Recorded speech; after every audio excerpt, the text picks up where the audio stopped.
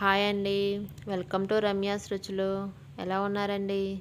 ఈరోజు కమ్మగా ఉండే ఎంతో రుచికరమైన తోటకూర టమాటా పులుసు ఎలా చేయాలో చూద్దాం. దానికోసం ఒక కడాయిలో 2 టేబుల్ స్పూన్ల ఆయిల్ వేసుకోండి. ఆయిల్ హీట్ అయిన తర్వాత జీలకర్ర, ఆవాలు, మినపప్పు, నువ్వులు, ఎండుమిరపకాయ, అలానే పచ్చిపప్పు వేసుకోండి. ఇవన్నీ ఫ్రై అవ్వాలి బాగా. ఇవి ఫ్రై అయిన తర్వాత అందులోకి ఒక 2 రెమ్మల కరివేపాకు, పచ్చిమిరపకాయలు చీలికలుగా వేసుకోండి. అవి ఫ్రై అయిన తర్వాత సన్నగా కట్ చేసి పెట్టుకున్న తోటకూరని వేసుకోండి. ఇప్పుడు తోటకూర బాగా కలిసేలాగా పైకి కిందకి కదుపుకోండి.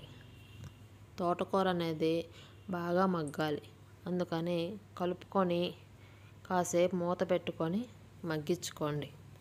తోటకూర తినటం వల్ల మనకి చాలా ఉపయోగం ఉంటుందండి. మనకి ఇమ్యూనిటీ అనేది పెరుగుతుంది.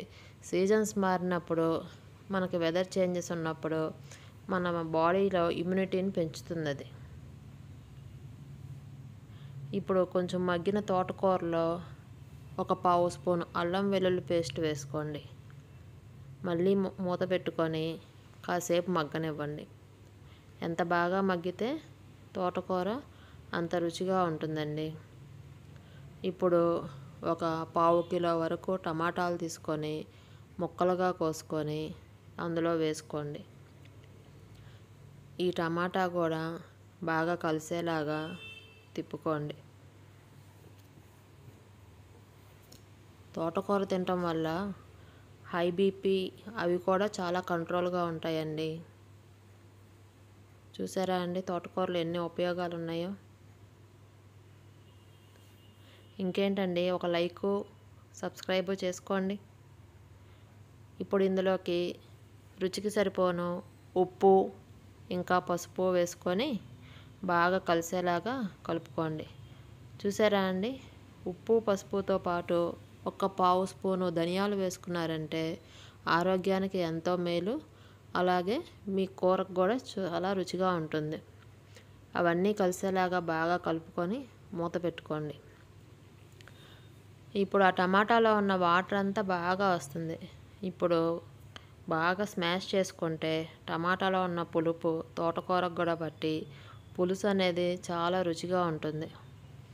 ఎవరికైతే తోటకూర ఇష్టపడరో అలాంటి వాళ్ళు ఈ టమాటా వేయటం వల్ల అందులోంచి వచ్చే పులుపు వల్ల చాలా ఇష్టంగా తింటారు.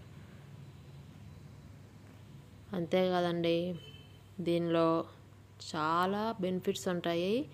ఎవరైతే వెయిట్ కంట్రోల్ అవ్వాలనుకుంటారో వాళ్ళు వీక్లీ 2 or 3 times తోటకూరని మీ డైట్లో యాడ్ చేసుకుంటే చాలా బెనిఫిట్ ఉంటుందండి మీకు.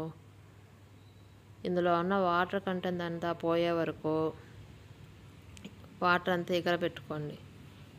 మీ రుచికి సరిపోను కారం యాడ్ చేసుకోండి.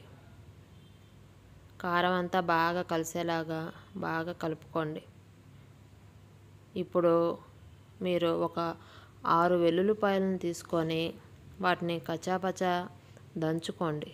ఆ దంచిన వెల్లుల్లిపాయలని వేరొక ప్యాన్లో ఒక చిన్న టేబుల్ స్పూన్ ఆయిల్లో ఫ్రై చేసుకొని దాన్ని కూడా తీసుకువచ్చి ఈ కూరలో వేసేసుకోండి. అది బాగా కలిసేలాగా తిప్పుకోండి.